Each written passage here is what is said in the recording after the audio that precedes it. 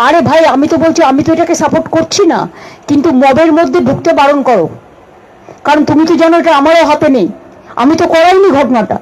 জুম্মাবারে এমনিতেও জমায়েত হয়, প্রোগ্রাম করে। মন্ত্রী রাজনীতির টেনে আনছেন, তিনি বলছেন বিজেপির উস্কানিতে এই সমস্ত কিছু হচ্ছে। অর্থাৎ যদি বিজেপির উস্কানিতেই এই সমস্ত কিছু হয়, সেই বিজেপিকেই গ্রেপ্তার করুন, আপনি তো ব্যর্থ হচ্ছেন। হুম। আপনি পুলিশ মন্ত্রী, যদি আপনি জানেন যে বিজেপির অমুক নেতা অমুক নেতা অমুক নেতার উস্কানিতে হচ্ছে, তাদের গ্রেপ্তার করবেন। আপনি করছেন না কেন? তাহলে তো বোঝাই যাচ্ছে যে আপনি অকর্মণ্য, অদক্ষ, বিজেপি দেখে ভয় পাচ্ছেন। কারণ বিজেপি, আপনি কিছু করলে বিজেপি ঘাট চেপে ধরে আপনাকে জেলে ভরবে, এই ভয় পাচ্ছেন। মমতা বন্দ্যোপাধ্যায় মনে করতে পারেন যে তিনি ভোট পেয়েছেন মানে তিনি যা ইচ্ছা তাই করতে পারেন, তিনি ভুল করছেন। তিনি মূর্খের সরকার বসবাস করছেন, তিনি যা ইচ্ছা তাই করতে পারেন না। ইডি এন্ট্রি করতে তাকে অ্যালাউ করলো, হুম। কেন সেই সময় প্রতিবন্ধকতা তৈরি করলেন না? যখন ওখান থেকে আমি তর্কের খাতিরে ধরে নিলাম যে স্বল্প পরিমাণ ফোর্স ছিল, অধিকতর ফোর্স নিয়ে এসে কেন আবার ওই কি এভিডেন্সেস যদি হয়েই থাকে সেগুলো কেন আবার উদ্ধার করলেন না? আজকের দিন পর্যন্ত সেটা উদ্ধার হলো না। সেই গুরুত্বপূর্ণ ডকুমেন্ট কেন এখনো পর্যন্ত রিকালেক্ট হলো না? তার জন্য সেটা যেখানে রাখা থাকুক, মুখ্যমন্ত্রীর বাড়িতেই রাখা থাকুক আর নবান্নের 14 তলাতেই রাখা থাকুক, যেখানে রাখা থাকুক সেখান থেকে উদ্ধার করবেন।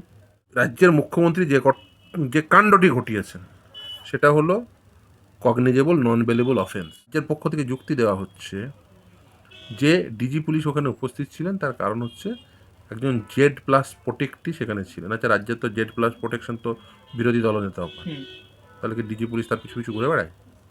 কালকে জেড প্লাস নিরাপত্তা পাওয়া যে কোনো ব্যক্তি যদি ফোন করতে যান, ডিজি পুলিশ কি বলবেন হ্যাঁ স্যালুট করে যে ঠিক কাজে আপনি ফোন করে দারুণ করেছেন, আমি আপনার পাশে আছি, আপনাকে স্যালুট করছি?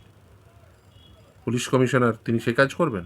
মমতা বন্দ্যোপাধ্যায়ের ক্ষেত্রে তার সঙ্গে যে সমস্ত পুলিশ আধিকারিকরা ছিলেন তারা এই স্বাভাবিক কার্য না করে অস্বাভাবিক কার্য করেছেন। কি করেছেন? তারা এই দুষ্কর্মে সহযোগিতা করেছেন। যেখানে রাজ্যের পুলিশ মন্ত্রী তথা মুখ্যমন্ত্রী তিনি দুষ্কর্ম করেন, তিনি তার কাজ যেটা আইনের শাসন প্রতিষ্ঠা করা, সেটার বদলে তিনি দুষ্কর্ম করছেন, দুষ্কৃতীরা তো ওটা দেখে উৎসাহিত হবে।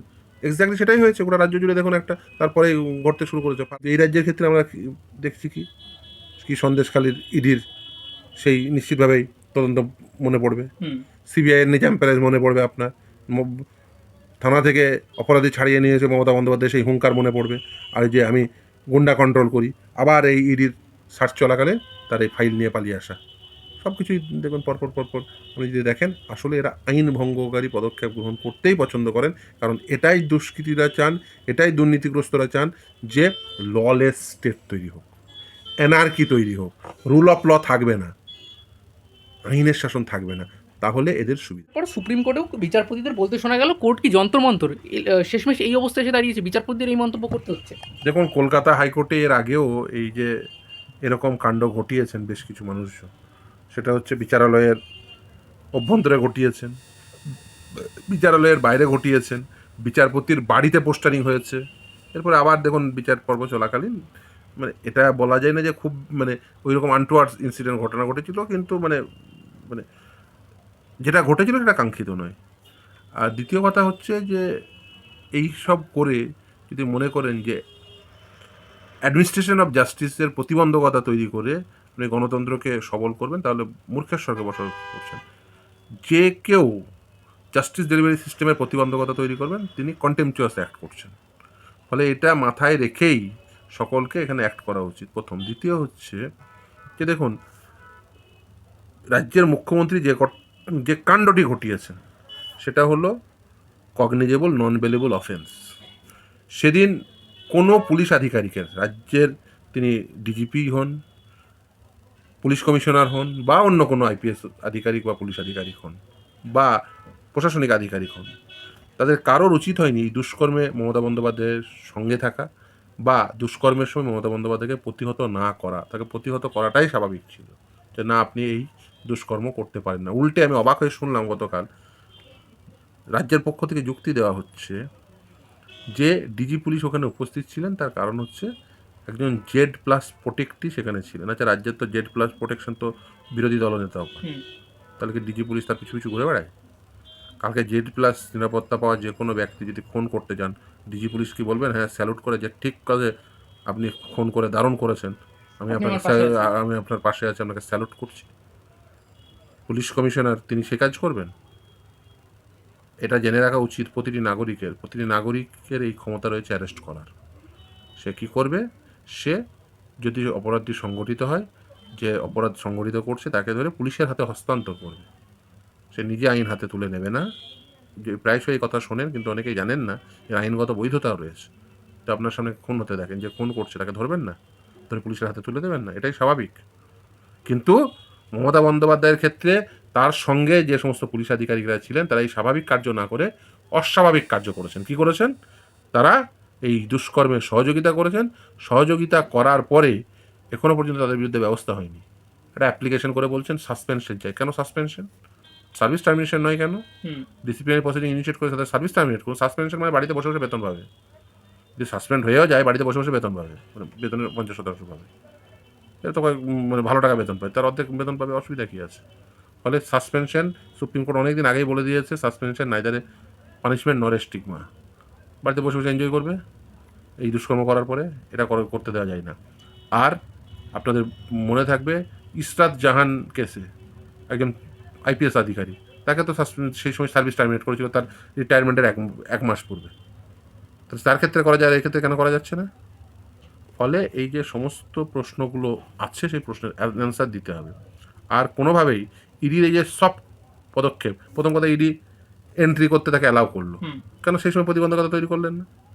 যখন ওখান থেকে আমি তর্কের খাতিরে ধরে নিলাম যে স্বল্প পরিমাণ ফোর্স ছিল, অধিকতর ফোর্স নিয়ে এসে কেন আবার ওই কি এভিডেন্সেস যদি হয়েই থাকে সেগুলো কেন আবার উদ্ধার করলেন না? আজকের দিন পর্যন্ত সেটা উদ্ধার হলো না। যদি ওইগুলোই আপনি সিজ করার জন্য রেখে দেন, আর মমতা ব্যানার্জি যদি তুলে নিয়ে পালিয়ে আসে, তাহলে ওগুলো নিশ্চয়ই গুরুত্বপূর্ণ ডকুমেন্ট। তাহলে সেই গুরুত্বপূর্ণ ডকুমেন্ট কেন এখনো পর্যন্ত রিকালেক্ট হলো না? তার জন্য সেটা যেখানে রাখা থাকুক, মুখ্যমন্ত্রীর বাড়িতেই রাখা থাকুক আর নবান্নের 14 তলাতেই রাখা থাকুক, যেখানে রাখা থাকুক সেখান থেকে উদ্ধার করবেন। সে উদ্ধার করার বদলে আপনি এখন টাইম কিল করে যাচ্ছেন। একদিকে নিজে টাইম কিল করছেন, অপরদিকে আইপিএস আধিকারিক সহ অন্যান্য আধিকারিকদের তাদের সেফ প্যাসেজ দিচ্ছেন। এই সেফ প্যাসেজ দেওয়া একদম অনুচিত হচ্ছে। আরেকটা প্রশ্ন উঠেছে স্যার, যেখানে যার বাড়িতে তল্লাশি হচ্ছে সে কোনো কেস করেনি, সে কোনো মামলা করেনি, কিন্তু অন্যান্যরা মামলা করছে। একদম তৃণমূল কংগ্রেস মামলা করেছে। তৃণমূল কংগ্রেস বলছে ওটা আমার প্রপার্টি, আমি আমার প্রার্থী তালিকা। আরে প্রার্থী তালিকায় যদি থেকে থাকে এবং তার সঙ্গে যদি কয়লা চুরির ডকুমেন্ট রাখা থাকে, তো ইডি যাবে না? তদন্তকারী সংস্থা যাবে না? কালকে যদি কোনো পার্টি এসে বোম রাখা আছে, একটা প্রার্থী তালিকা পাশে রেখে দিয়ে বলবে না ও বোম উদ্ধার করার দরকার নেই, কারণ পাশে প্রার্থী তালিকা আছে, তাই না? এই যুক্তি তো ধপে টিকে না। ফলে এই যুক্তি আইনসঙ্গত যুক্তি না। আর মমতা বন্দ্যোপাধ্যায় মুখ্যমন্ত্রী হিসাবেই ওই স্থলে ঢুকুন, আর তৃণমূল নেত্রী হিসাবেই ওই সার্চ প্লেসে ঢুকুন, কোনোটাই পারেন না। তিনি তৃণমূল নেত্রী হিসেবে সার্চ প্লেসে ঢুকতে পারেন না, তিনি মুখ্যমন্ত্রী হিসেবে ঢুকতে পারেন না। বিচারপতি আরেকটি কথা বলেছেন যে দেশে আইনের শাসন কায়েম রাখতে হবে। মমতা বন্দ্যোপাধ্যায় যখন এই ঘটনাটি ঘটালেন, তাহলে কি এই আমাদের রাজ্য দেশের বাইরে? দেখুন, মমতা বন্দ্যোপাধ্যায় মনে করতে পারেন যে তিনি ভোট পেয়েছেন মানে তিনি যা ইচ্ছা তাই করতে পারেন, তিনি ভুল করছেন। তিনি মূর্খের সঙ্গে বসবাস করছেন। তিনি যা ইচ্ছা তাই করতে পারেন না। তাকে আইনের শাসন মেনে রাজ্য পরিচালনা করতে হবে। তিনি ভোট পেয়েছেন মানেই তার ইচ্ছা হলো তার এই রাজ্যে ইডি তদন্ত চলছে, সার্চ করছে, সেই সার্চ প্লেসে গিয়ে ফাইল উদ্ধার করে নিয়ে আসতে বা ফাইল নিয়ে আসতে পারেন না, নিয়ে পালিয়ে যেতে পারেন না। স্যার, এখানে আরেকটা প্রশ্ন হচ্ছে যে এই রাজ্যের রাজ্যপালের ভূমিকা কি যথেষ্ট এই কাণ্ডে? তো রাজ্যপাল তো বেসিক্যালি অর্নামেন্টাল পোস্ট, সত্য কথা বলতে। রাজ্যপালের কী করার রয়েছে? হ্যাঁ, নিশ্চিতভাবেই সে রিপোর্ট দেবেন কেন্দ্রকে, কিন্তু এই কাণ্ডে উচিত ছিল সেদিনই ওই স্থানে উপস্থিত পুলিশ আধিকারিক বা অন্যান্য যারা দায়িত্বপ্রাপ্ত ছিলেন তাদের প্রত্যেকের উচিত ছিল মুখ্যমন্ত্রীকে অ্যারেস্ট করা। তারপরে স্থানীয় পুলিশের হাতে তুলে দিতেন, পরের দিন আদালতে এসে বলতেন যে না, এই মুখ্যমন্ত্রীর এই মামলায় তদন্ত তার আওতাধীন পুলিশ করতে পারে না, অতএব সিবিআই তদন্তের নির্দেশ দাও। সে কথা পরের দিন বলা যেত, কিন্তু সেদিন ইমিডিয়েট অ্যারেস্ট করা উচিত ছিল। অ্যারেস্ট না করে বেসিক্যালি ভুল করেছেন তদন্তকারী সংস্থা। কিন্তু সেখানে তো বলা হচ্ছে রাষ্ট্রপতি বা তার পারমিশন ছাড়া মুখ্যমন্ত্রীকে গ্রেফতার করা যায় সম্ভব ছিল না। মানে কোন আইনে বলা আছে? আমাকে আইনের বই খুলে দেখিয়ে দেন যে মুখ্যমন্ত্রীর লিগাল ইমিউনিটি রয়েছে। আমাকে আইনের বই কোথায় বলা আছে যে মুখ্যমন্ত্রী একটা অপকাণ্ড ঘটাবেন আর তাকে ইয়ে করার জন্য যতক্ষণ অপকাণ্ডটি তিনি ঘটিয়ে দিয়ে চলে যাবেন আর তাকে অ্যারেস্ট করার জন্য মানে কারো পারমিশন লাগবে? স্যার, অন্যদিকে মুখ্যমন্ত্রী একটি কগনিজেবল নন বেলেবল অফেন্স ঘটাচ্ছেন, কি এভিডেন্স নিয়ে পালিয়ে যাচ্ছেন? আটকাবেন না? যে মুখ্যমন্ত্রী মানে যা ইচ্ছা তাই করা যায় নাকি? স্যার, অন্যদিকে মুখ্যমন্ত্রী আছে, তিনি মহাকাল মন্দির উদ্বোধন করছেন, শিলান্যাস করছেন, সেখান থেকে তিনি বলছেন বাংলাকে 1 নম্বর করবো বলেছি তো করেই ছাড়বো। শেষের দিক না প্রথম দিকে? এটা প্রশ্ন স্যার। প্রশ্ন তো দেখুন, আপনি দেখছেন মহাকাল উদ্বোধন করছে মন্দির। প্রথম কথা, রাজ্যের টাকায় এইভাবে মন্দির মসজিদ করা যায় না, ইমাম ভাতা দেওয়া যায় না, মন্দির উদ্বোধন করা যায় না, পুজো কমিটিকে জমা দেওয়া যায় না, টাকা দেওয়া যায় না। এটা স্বাভাবিক। মুখ্যমন্ত্রী অস্বাভাবিক কাজ করছেন। জনগণের করের টাকায় কোনো ধর্মীয় কাজ করা যায় না। উনি এই ধর্মীয় কাজ করার মাধ্যম দিয়ে উনি বেসিক্যালি ধর্মে রাষ্ট্রের অনুপ্রবেশ ঘটাচ্ছেন, যেটা একেবারে কাঙ্ক্ষিত নয়। বা রাষ্ট্রীয় কার্য পরিচালনার ক্ষেত্রে ধর্ম নির্ণায়ক হচ্ছে, এটাও কাঙ্ক্ষিত নয়। তখন রাষ্ট্রের অধিবাসীদের, অর্থাৎ ভারতীয় জনগণের মানে যতজন আছে ভারতবর্ষের নাগরিক, তাদের প্রত্যেকের নিজের পছন্দ মতো ধর্ম পালন করার, ধর্মে বিশ্বাস করার অধিকার রয়েছে। এবং কেউ যদি অধার্মিক হন, তারও সেই অধিকার রয়েছে। আমি ধর্ম পালন করি না, হতেই পারে, এরকম মানুষজন পৃথিবীতে আছেন বা পশ্চিমবঙ্গে আছেন, ভারতবর্ষে আছেন, স্বাভাবিক। রাষ্ট্রকে ধর্মহীন হতে বলা হচ্ছে না। রাষ্ট্র নীতি নির্ধারণের ক্ষেত্রে, রাষ্ট্রীয় নীতি নির্ধারণের ক্ষেত্রে ধর্ম নির্ণায়ক হবে না। সে ইমাম ভাতা দেওয়ার ক্ষেত্রে ধর্ম নির্ণায়ক হবে না, যে না মসজিদে নামাজ পড়ানো ইমামই ভাতা পাবে, বা এই রাষ্ট্রের টাকায়, জনগণের করের টাকায় মসজিদ বা মন্দির তৈরি করা হয়।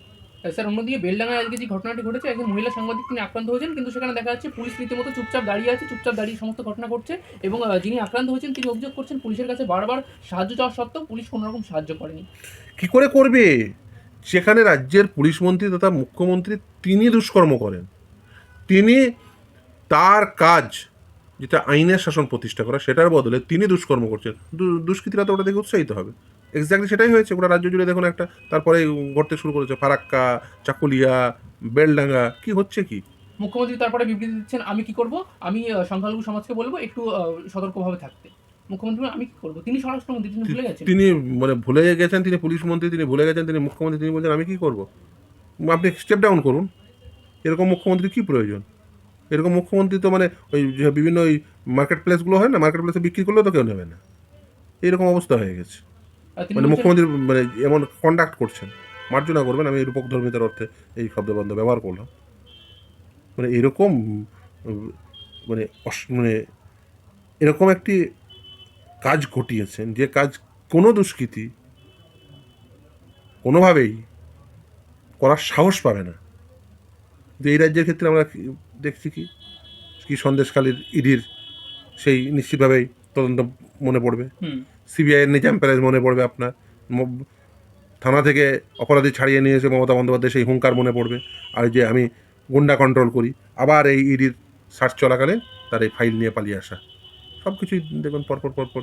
আপনি যদি দেখেন, আসলে এরা আইন ভঙ্গকারী পদক্ষেপ গ্রহণ করতেই পছন্দ করেন, কারণ এটাই দুষ্কৃতীরা চান, এটাই দুর্নীতিগ্রস্তরা চান, যে ললেস স্টেট তৈরি হোক, অ্যানার্কি তৈরি হোক, রুল অফ ল থাকবে না, আইনের শাসন থাকবে না, তাহলে এদের সুবিধা হবে। কিন্তু এখানেও মুখ্যমন্ত্রী রাজনীতিকে টেনে আনছেন, তিনি বলছেন বিজেপির উস্কানিতে এই সমস্ত কিছু হচ্ছে। আর তার যদি বিজেপির উস্কানিতেই এই সমস্ত কিছু হয়, সেই বিজেপিকেই গ্রেপ্তার করুন, আপনি তো ব্যর্থ হচ্ছেন। আপনি পুলিশ মন্ত্রী, যদি আপনি জানেন যে বিজেপির অমুক নেতার উস্কানিত হচ্ছে, তাদের গ্রেপ্তার করবেন। আপনি করছেন না কেন? তাহলে তো বোঝা যাচ্ছে যে আপনি অকর্মণ্য, অদক্ষ, বিজেপি থেকে ভয় পাচ্ছেন, কারণ বিজেপি আপনি কিছু করলে বিজেপি ঘাট ছুঁয়ে ধরে আপনাকে জেলে ভরবে, এই ভয় পাচ্ছেন। প্রশ্ন থাকলো।